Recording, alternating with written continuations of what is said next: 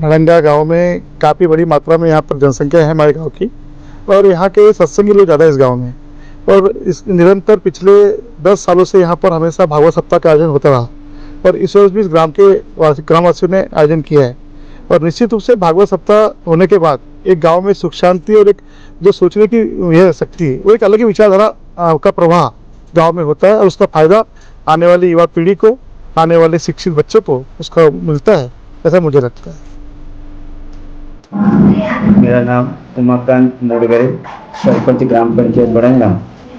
हमारे यहाँ विगत 9 साल से श्रीमद् ज्ञानयज्ञ सप्ताह का आयोजन किया जा रहा है। ये हमारा 9वां साल है।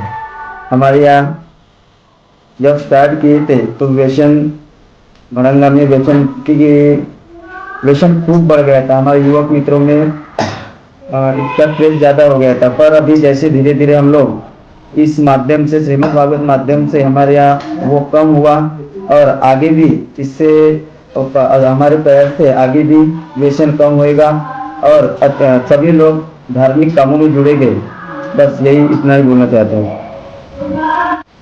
सबसे पहले तो यहाँ पे सब श्रीमद् भागवत सप्ताह समिति के द्वारा सभी को मैं प्रणाम और जय गुरु जय हरि कहना चाहती हूँ।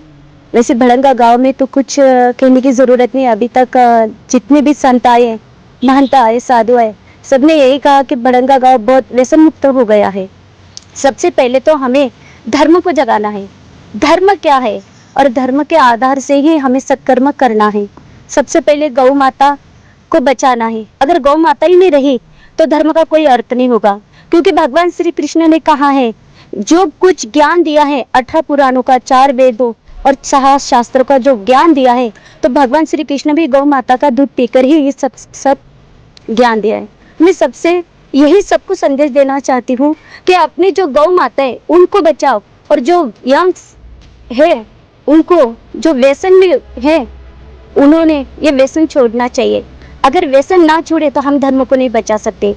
आज युवा पीढ़ी व्यसन में है और अधर्म के मार्ग पर चल रहे हैं। खाना पीना भी उनका सब अलग हो रहा है।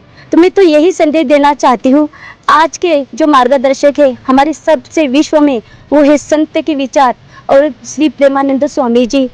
इनके मार्गदर्शन के सब युवा पीढ़ी सुधर रहे। तो मैं यही विनती करूंगी, अगर आपको जीवन में कुछ सफलता होनी चाहिए तो जीवन में जीवन जगने की एक कला भी होनी चाहिए, वो है the art of the living. जय गुरु जय हरि। मैडम, सनातन धर्म में जो भागवत को बहुत ज्यादा महत्व है। 7 दिन में एक मनुष्य कितना ज्ञान ले लेता है भागवत का, वो तो अपने पर डिपेंड रहता है ना। अगर मन चंगा तो कोटि में गंगा। अगर आप कितना भी उनको बोलो तो वो नहीं सुधरेगा। पर जब यही विचार अपने मध्यम दिल के द्वारा या मन के द्वारा जाए तो आदमी बन सकता है। नहीं तो साधु का राक्षस भी बन सकता है, राक्षस का साधु भी बन सकता है। इसलिए हमें समाज में संतों के विचार होने चाहिए और वो विचार हमारे दिमाग में बैठने चाहिए। मैडम, किस तरीके से अदरक का सेवन नहीं करते संत? हमने सुना है आपसे अदरक, प्याज और लहसुन से इन चीजों का सेवन नहीं करते। हाँ, तो वो उसमें तमोगुण आते हैं ना। गुण तो सब में आते हैं। अभी चर्चा हुई ना, तो कथा सुनने सब नहीं आते, क्योंकि सुनने के लिए भी दिल चाहिए ना। तो सब में ऐसे गुण होते हैं, जैसे रजा और तम गुण होते हैं ना। तो प्याज लहसुन नहीं खाना चाहिए, तो हमारे संतों ने कहा है ना। तो भागवत का कार्यक्रम होता है, ये बहुत अच्छा है गांव के लिए, गांव के लोगों के लिए, गांव के विकास के लिए, देश के विकास के लिए, आने वाली पीढ़ी के लिए।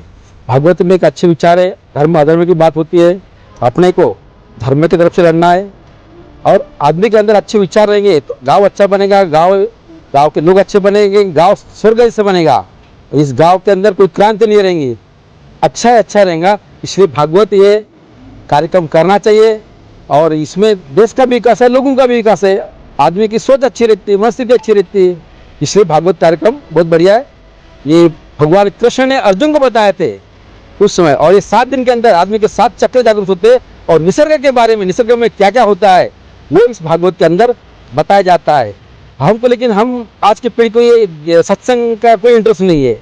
सत्संग से अगर कार्यक्रम लोग सुधरते हैं तो ये कार्यक्रम हर साल लेना चाहिए, और धमाके तमाशा इससे अगर कार्यक्रम लोग नहीं सुधरते, ये कार्यक्रम नहीं लेना चाहिए।